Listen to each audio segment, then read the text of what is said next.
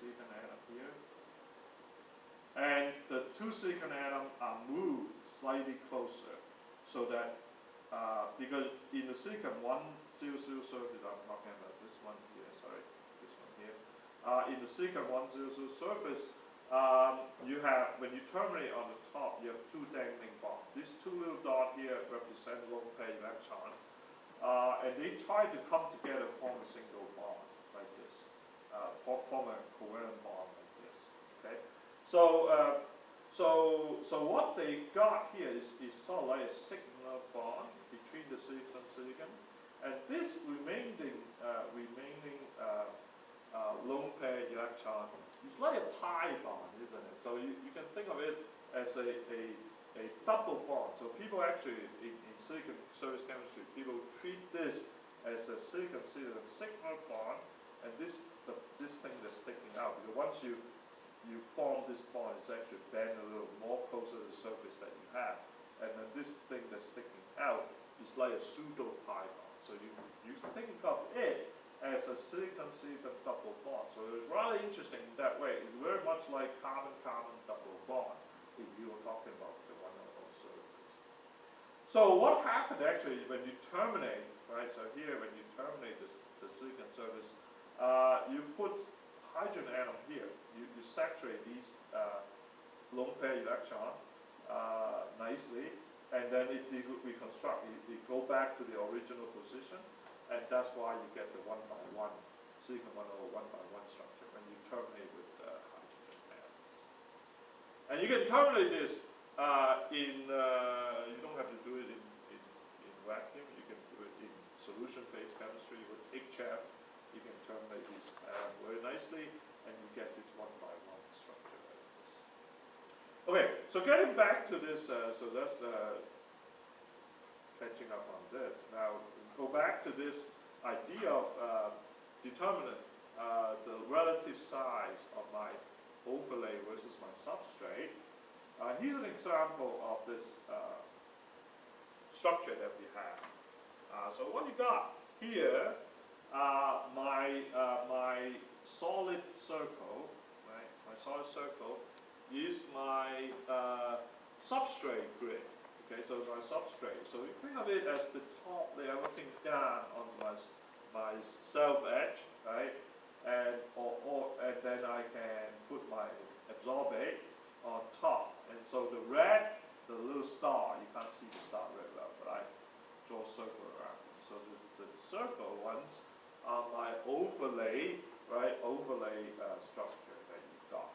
Okay, so that is actually, this, what you see here, that is actually a diffraction pattern. So what you see is that you have bright spot, you have very bright spot on the black one. The black dot is a bright spot.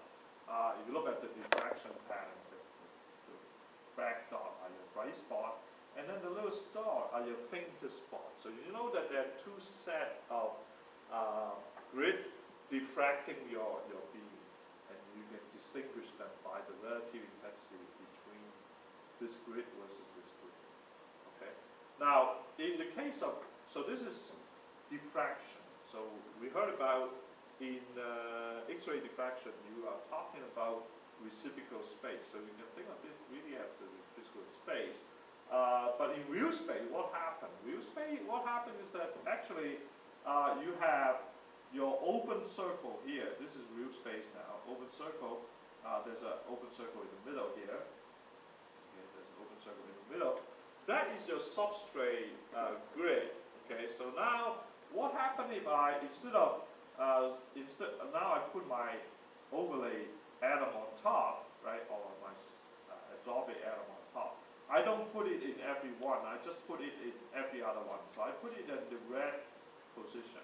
Okay, so what's happening? What's happening is that my A grid is defined by this A1, this vector, and A2, this vector. Okay, whereas my B grid, which is my overlay structure, will be divided by B1 and B2. So I would call this a top site, meaning that I put directly my atoms on top, my overlay structure directly on top of my substrate. Okay, so you can think of this as nickel 100, and then you put your oxygen atom directly on top of this nickel atom. Okay. Now, of course, we don't really know where this go because you. So this is one of the structure that is an overlay structure to show you how this go. But again, if you have, let's say you have the open grid again, right? If you open grid again, you can imagine that I could put my oxygen atom not directly on top of this open circle. Every other one, this one, right? I can put like this one. I can put it on top here, here, and here, right? Like this, except for this one, except for the middle one. So I can put it like this. So that's a top site. I can also put it in a bridge site. So here's a two nickel atom. I put my oxygen atom in between, right? So like this. And you can see the B vector is exactly the same as the A top site, right? So A top site would be like this. Let me try to draw. So my top side would be my green, like that, right? So I would have, that would be my oxygen atom directly on top. So this would be, the green would be my top side. The blue will be my bridge site. This will be my blue, my bridge site in between the two substrate atoms. And then the red one, the red circle one, that the grid that I have, will be the four-fold hollow site, because you can see that it has sitting in this four-fold hollow because there's four-fold symmetry in between the substrate, right in the middle. That's why. And all these different positions, different arrangement that I put my overlay will actually generate the same diffraction path that I see up here. And that is a 2x2 overlay structure. I always see this little pink spot that you see. Okay, we'll go back to this a little bit, but what I like to impress you by this little example is to say that from reciprocal space, it's difficult to go back to real space because you can see the relative position, but you cannot precisely identify whether you have a top bridge site or four-fold hollow site because they all generate the same diffraction pattern. But there are ways that you can find out which is the local structure.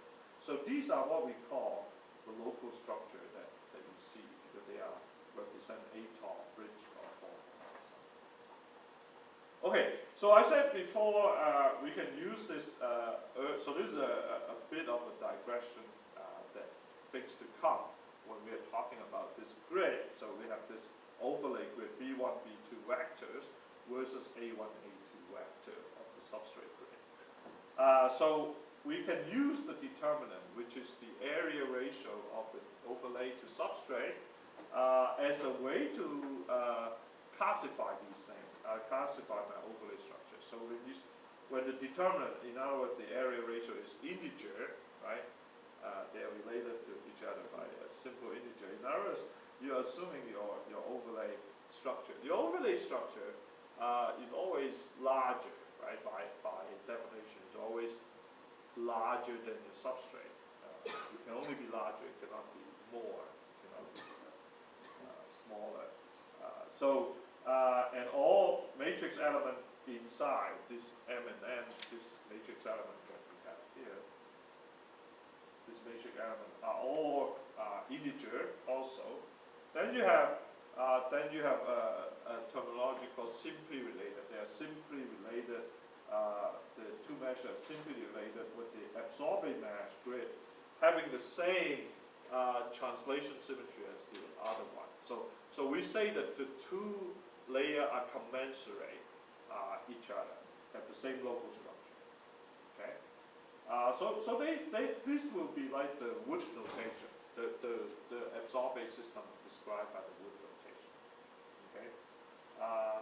So it will be like this. So they are simply related. So this will be the simply related plate structure. So overlay that can be denoted by root notation. They are simply related. So here we have a discussion of all this matrix algebra will satisfy these case A structure that we got.